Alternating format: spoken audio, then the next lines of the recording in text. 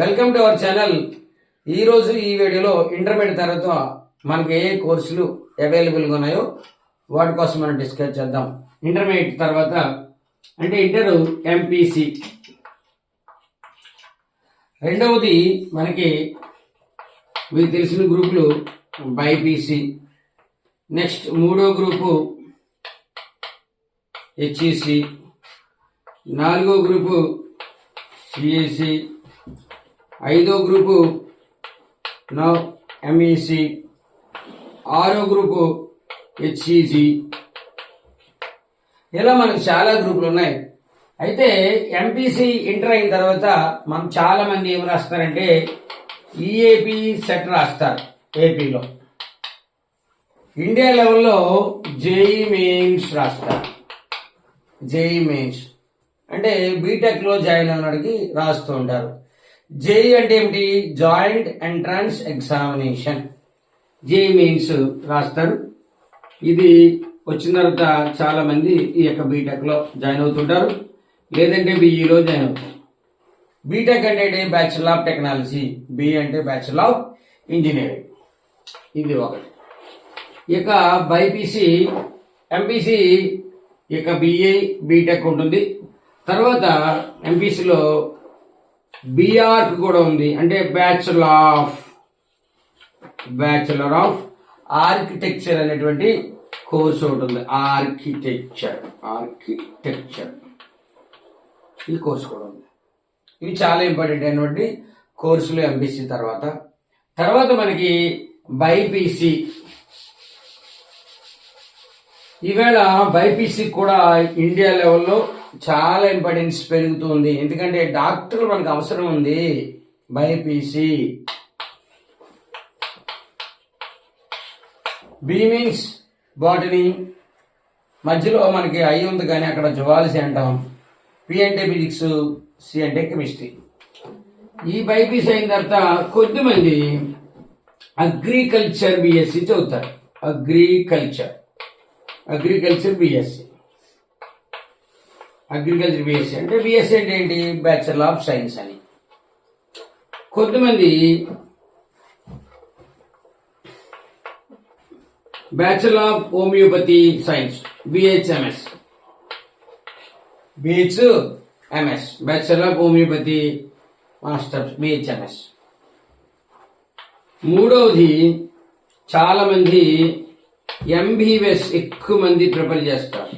ఎందుకంటే ఇండియా లెవెల్లో ఎంబీబీఎస్ కి చాలా క్రేజ్ ఉంది.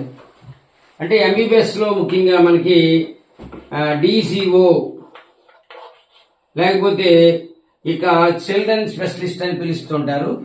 ఎంబీబీఎస్ అంటే ఏంటంటే మనకి bachelor of medicine, bachelor of surgery. ఈ యొక్క ఎంబీబీఎస్ ముఖ్యంగా చాలా మంది ఈ యొక్క గైనకాలజీలో లేడీస్ యొక్క ప్రాబ్లమ్స్ ఏవైతే ఉన్నాయో చూడడానికి ఎంబీబీఎస్ చాలా మంది లేడీస్ చదువుతూ ఉంటారు. బాయ్స్ చదువుతారు కామన్ గా. అయితే ఇందులో స్పెషలైజేషన్స్ కూడా ఉంటాయి. తర్వాత మనకి బైపీసీలో ఇక బిహెచ్ఎంఎస్ కానీ, లేకపోతే హోమియోపతి కానీ, అల్లోపతి, ఎంబీబీఎస్ ఇలా కోర్సులు ఉన్నాయి. దాంతోపాటు కూడా బయోటెక్నాలజీ కోర్సులు కూడా ఉన్నాయి.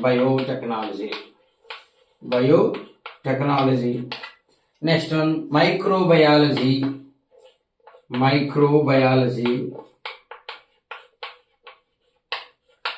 ఇంటర్మీడియట్ అయిన తర్వాత ఎంపీసీ కానీ, నాకు తెలిసి బైపీసీ కానీ ఏ గ్రూప్ చదివిన వాళ్ళైనా ఎల్ఎల్బి చేయొచ్చు. ఎల్ఎల్బి అంటే ఇది 5 years కోర్స్ అనమాట. 5 years కోర్స్ అంటే ఇంటర్మీడియట్ చదివిన తర్వాత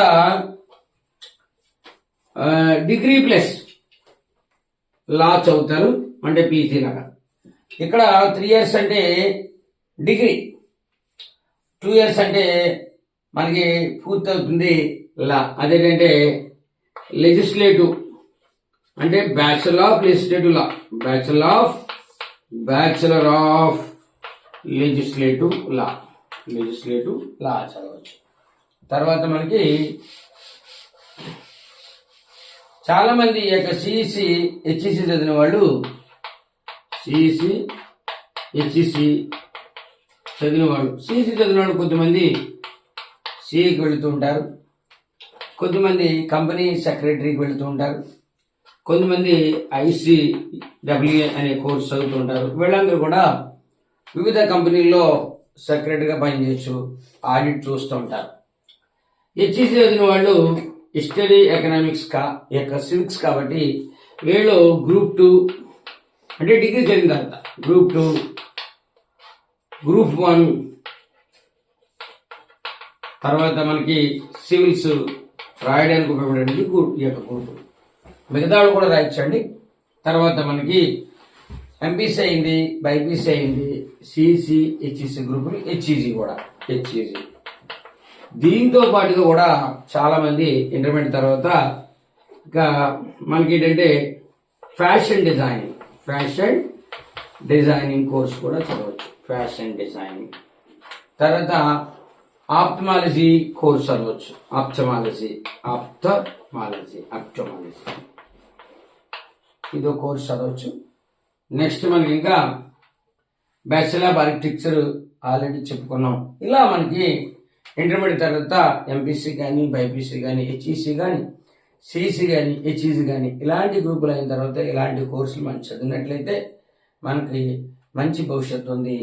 దాంతో పాటుగా మనకి IISER అనేటువంటి గ్రూపు మనకి ఇంటర్మీడియట్ తర్వాత చదవచ్చు.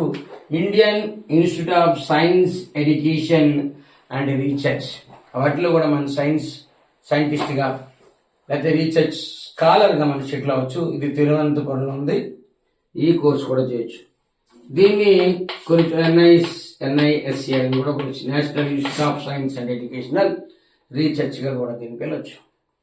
దీని తర్వాత మనకి చాలా ఇంపార్టెంట్ అయింది కూడా, చాలా మంది ఇక MBBS ఒకప్పుడు ఢిల్లీలో కూడా ఎయిమ్స్ అని సెపరేట్గా ఉండేది. ఈవేళ ఎయిమ్సే కాకుండా జిప్మర్ అనేది కూడా మనకి పాండిచ్చేరిలో ఉంది.